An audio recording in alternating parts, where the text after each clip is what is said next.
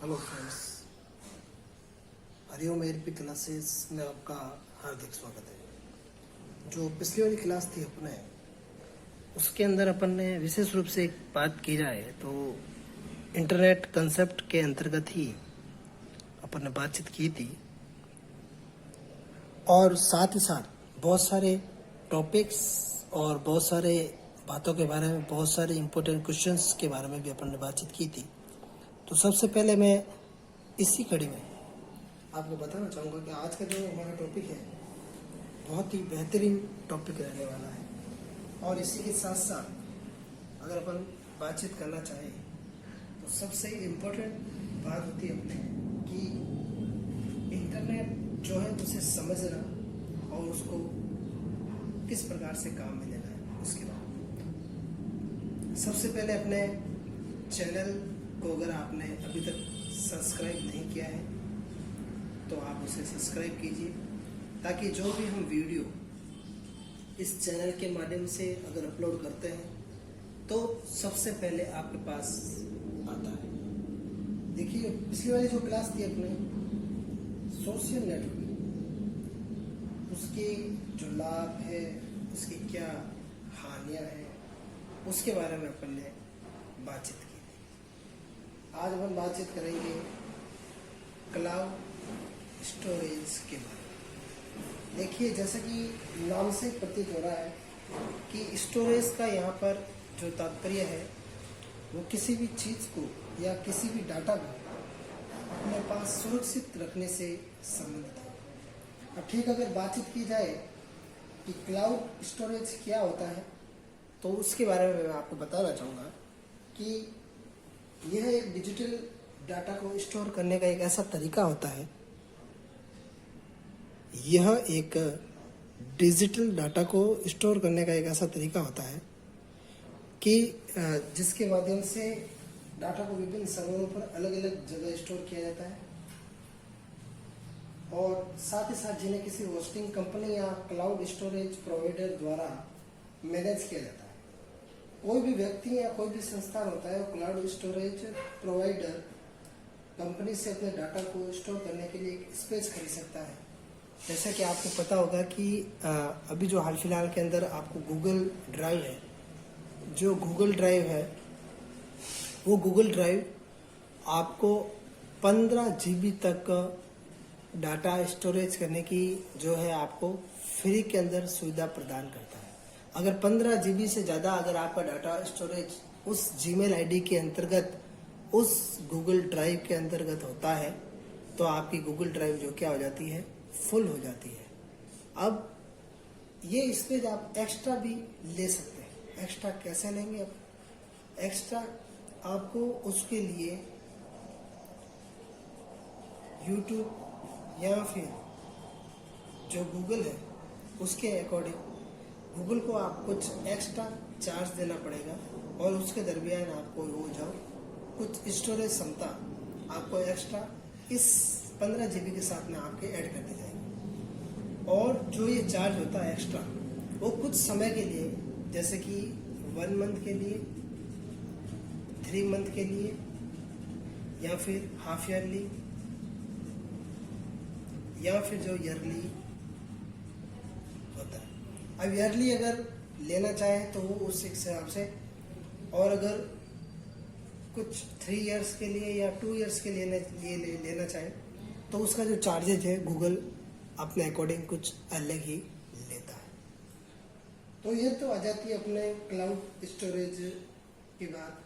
अब cloud storage जो होता है, प्रोवाइडर की एक जिम्मेदारी होती है कि वह यूजर को मांगे जाने पर उनका डाटा उपलब्ध कराए एवं उसके द्वारा प्रदान किया गया फिजिकल एनवायरनमेंट अच्छी तरह से रन हो एवं सुरक्षित हो, ताकि यूजर को कोई परेशानी न हो।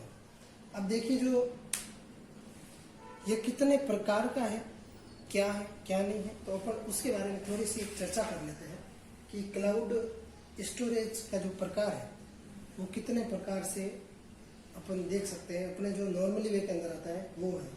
तो देखिए, जो कंप्यूटर के अगर प्रकार अगर अपन देखते हैं तो सबसे पहले बेसिक आता है, उसके बाद में थोड़ा हाई आता है, उसके बाद में थोड़ा और हाई आता है, उसके बाद में थोड़ा और उससे एडवांस आता है, और उसके बाद में थोड़ा और जो है मल्टीपर्पज के लिए आता है। तो ठीक उसी प्रकार से इसमें भी जो क्लाउड स्टोरेज के जो प्रकार है, जो क्लाउड स्टोरेज के जो टाइप्स है, उसको मुख्य रूप से जो है 4 टाइप्स के अंतर्गत बांटा गया।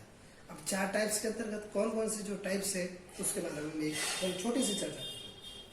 सबसे पहला जो टाइप्स आता है अपने, वो आता है आपके पर्सनल क्लाउड स्टोरेज। देखिए जो पर्सनल क्लाउड स्टोरेज है उसके अंतर्गत एप्पल आई क्लाउड है जो इसका सबसे बड़ा उदाहरण है। दूसरा है पब्लिक क्लाउड स्टोरेज। तीसरा अपन बातचीत करते हैं प्राइवेट क्लाउड स्टोरेज। चौथा अपन बातचीत करते हैं हाइब्रिड क्लाउड स्टोरेज। देखिए सबसे इंपॉर्टेंट बात है कि अपन इसको किस प्रकार से समझ सकते हैं उसके बारे में बातचीत करते हैं। तो सबसे पहले है पर्सनल क्लाउड स्टोरेज। देखिए इसे मोबाइल क्लाउड या पर्सनल कार्ड स्टोरेज के नाम से भी जाना जाता है। इसके अंदर किसी भी व्यक्ति अपने डाटा को क्लाउड पर स्टोर करता है और वह व्यक्ति अपने डाटा को कहीं से भी एक्सेस कर सके, इसकी सेवाएं प्रदान की जाती है इसके अंदर। जैसे कि आपने एक सिंपल सी बात है, जीमेल के ऊपर आपने मोबाइल के अंदर लॉगिन करके रखा है। अब जो भी आप जीमेल के अंदर जो कुछ, जैसे अगर आप फोटोज खींचते हैं तो किसके अंदर आपके ऐड हो जाएगा, जो जीमेल की आईडी है उसके अंदर आपके ऐड हो जाएगा। अगर जीमेल आईडी के अंदर आपके ऐड होता है और जैसे आपका मोबाइल गुम हो जाता है तो वो आपकी जीमेल आईडी आप कहीं पर भी दूसरी सिस्टम के अंदर जैसे ही ओपन करते हैं तो उस सिस्टम के अंतर्गत क्या होता है, आपके जो फोटोज है, जो पीडीएफ है, वो सारी की सारी आपके उसके अंदर शो हो जाती है। तो उससे अपन को ये फायदा हो जाए, मतलब कहीं पर भी बैठ करके अपन उसको एक्सेस कर सकते हैं। दूसरा है आपके पब्लिक क्लाउड स्टोरेज। देखिए इसके अंदर कोई भी संस्था का डाटा है जो उसको अपन स्टोर करते हैं और इसके अंतर्गत जो रिसर्च संस्था होती है, डाटा सेंटर होती है, उसके अंतर्गत बहुत सारे जो संस्था का जो सेंटर होता है वो नहीं होता है, केवल एक क्लाउड प्रोवाइडर के नाम से ही इसके अंदर मैनेज किया जाता है। और क्लाउड स्टोरेज प्रोवाइडर संस्था के डाटा को पब्लिक क्लाउड पर मैनेज करता है। ये जो संस्था का जो डाटा होता है इसके अंतर्गत अपन इसको पब्लिक क्लाउड के अंतर्गत अपन इसको क्या कर सकते हैं, मैनेज कर सकते हैं। तीसरा है आपके प्राइवेट क्लाउड स्टोरेज। देखिए प्राइवेट क्लाउड स्टोरेज, ये दोनों जो है इसके अंतर्गत एक संस्था है एवं क्लाउड स्टोरेज प्रोवाइडर आपस में जुड़े रहते हैं और इसी के साथ साथ ये क्लाउड स्टोरेज प्रोवाइडर संस्था के डाटा सेंटर में अपना इंफ्रास्ट्रक्चर लगाता है। और प्राइवेट क्लाउड स्टोरेज काफ़ी कॉस्टली होता है, अर्थात महंगा होता है, लेकिन ये परफॉर्मेंस सिक्योरिटी में बेहतर होता है। इसकी जो प्रेजेंटेशन क्षमता होती है वो बहुत ही अच्छी होती है और ये कार्य करने के अंदर भी इसकी जो सुरक्षा प्रदान करता है अच्छा रहता है। हाइब्रिड है क्लाउड स्टोरेज। यह पब्लिक एवं प्राइवेट क्लाउड स्टोरेज का जो है सम्मिलित रूप है और इसके अंदर कुछ पब्लिक क्लाउड स्टोरेज को भी रखा जाता है और इसमें कुछ संस्था के डाटा को भी सेंटर पर तथा कुछ पब्लिक क्लाउड स्टोरेज पर भी इसको रखा जाता है। अब देखिए इसके अंतर्गत इसका जो आर्किटेक्चर है वो आपको क्लास के अंदर बता दिया जाएगा। इसका आर्किटेक्चर कुछ विशेष नहीं है, एक नॉर्मल सा ही है। तो इसके जो आर्किटेक्चर के अंतर्गत अपन कुछ इसकी जो हानियां हैं उसके बारे में बातचीत करते हैं और कुछ इसके लाभ है अपन उसके बारे में बातचीत करते हैं। तो लाभ और हानि में सबसे इम्पोर्टेंट क्या है, उससे पहले मैं आपको एक चाहूँगा कि आप कमेंट्स बॉक्स के अंतर्गत इसका उत्तर दें। देखिए इंटरनेट के अंतर्गत जो जीमेल करते हैं अपन, उस जीमेल के दरमियान सीसी की जो है फुल फॉर्म क्या है, आप इसका जो है कमेंट बॉक्स के अंदर इसका उत्तर दीजिए। वेट कर रहा हूँ मैं आपका, दीजिए आप इसका उत्तर। पहले सीसी का फुल फॉर्म क्या है, इसका उत्तर दीजिए आप।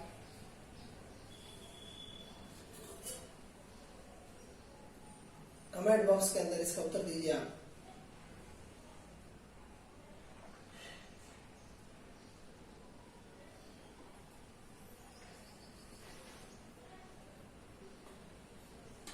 इसका उत्तर दीजिए आप। सीसी का फुल फॉर्म क्या है?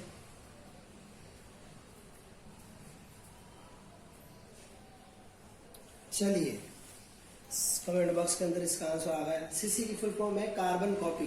वेरी गुड, बहुत अच्छा, बढ़िया स्टूडेंट पढ़े कर रहे हैं, मतलब लग रहा है ऐसा है, बहुत बढ़िया। चलिए आगे बातचीत करते हैं अपन। क्लाउड स्टोरेज है जो इसका आर्किटेक्चर के अंदर क्या इंपॉर्टेंट बात है वो क्या है, मैं आपको थोड़ा बोल के बता देता हूँ समझा करके कि विभिन्न जगहों पर फैले हुए रिसोर्सेज का एक समूह होता है जो एक साथ मिलकर के एक रिसोर्स की भांति कार्य करता है। इसमें दूसरा है, इसमें डाटा को कहीं से भी एक्सेस किया जा सकता है। ये दो सबसे इम्पोर्टेंट है। अब इसका जो है एडवांटेज होते हैं कुछ और कुछ डिसएडवांटेज होते हैं। तो इसका सबसे पहले देखते हैं अपन लाभ क्या है। लाभ के अंदर बातचीत करेंगे अपन एडवांटेज की। तो एडवांटेज के अंदर सबसे पहले लाभ के अंदर क्या है, डाटा को कहीं से भी एक्सेस किया जा सकता है। एक्सेस कहीं से भी डाटा को किया जा सकता है। दूसरा इसका लाभ है कि इसमें क्लाउड स्टोरेज से वर्चुअल मशीन इमेज को एक डाटा सेंटर से दूसरे डाटा सेंटर तक पहुंचाया जा सकता है। तीसरा इसके अंतर्गत सबसे इम्पोर्टेंट है कि क्लाउड स्टोरेज की सहायता से कंपनी बहुत सारे रिसोर्स को जो कि किसी दूसरी संस्था में लगे हैं, दूसरी संस्था का जो क्लाउड स्टोरेज है वो अपन इसका क्या कर सकते हैं, अपन प्रयोग कर सकते हैं। ये तो आ गए आपके इसके लाभ। अब आती है इसकी हानि भी। देखिए किसी वस्तु के अगर कोई लाभ होते हैं तो उसकी हानि भी होती है। चलिए बातचीत करते हैं उसकी हानि को। देखिए ये आ गए आपके एडवांटेज। अब अपन बातचीत करते हैं वो करते हैं आपके डिसएडवांटेज के ऊपर, मतलब इसकी क्या क्या हानि बातचीत करते हैं। चलिए देखिए, एक तो स्लो इंटरनेट कनेक्शन होता है इसके अंतर्गत। स्लो इंटरनेट कनेक्शन, देखिए अपन इस चैप्टर को जल्दी खत्म करने की कोशिश करेंगे, जिसके अंतर्गत फाइलों को अगर शेयर करते हैं अपन, इधर से उधर भेजने का काम करते हैं, उसके अंतर्गत स्लो होता है। और दूसरी बात है दिक्कतों का सामना करना पड़ता है। तीसरी इम्पोर्टेंट बात है कि टाइम जो मैनेजमेंट है उसकी जो है बर्बादी होती है। दूसरा है अपन के इसके अंतर्गत कुछ जीबी तक डाटा स्टोरेज करने के बाद में यह प्राय महंगा हो जाता है। जैसे मैंने आपको पहले बताया था, अतः कंपनी को बहुत बड़े स्टोरेज की आवश्यकता होती है जो उनके लिए महंगा नहीं होता है। इसके अंदर सबसे इम्पोर्टेंट जो इसके अंतर्गत क्या होता है, महंगा नहीं होता है। अपन ने इसके बारे में बातचीत की। तो आज अपन ने जो टॉपिक पढ़ा वो पढ़ा है अपन ने क्लाउड स्टोरेज, जिसके अंतर्गत कि इसका जो आर्किटेक्चर, इसके जो प्रकार, इसके लाभ और इसकी हानि।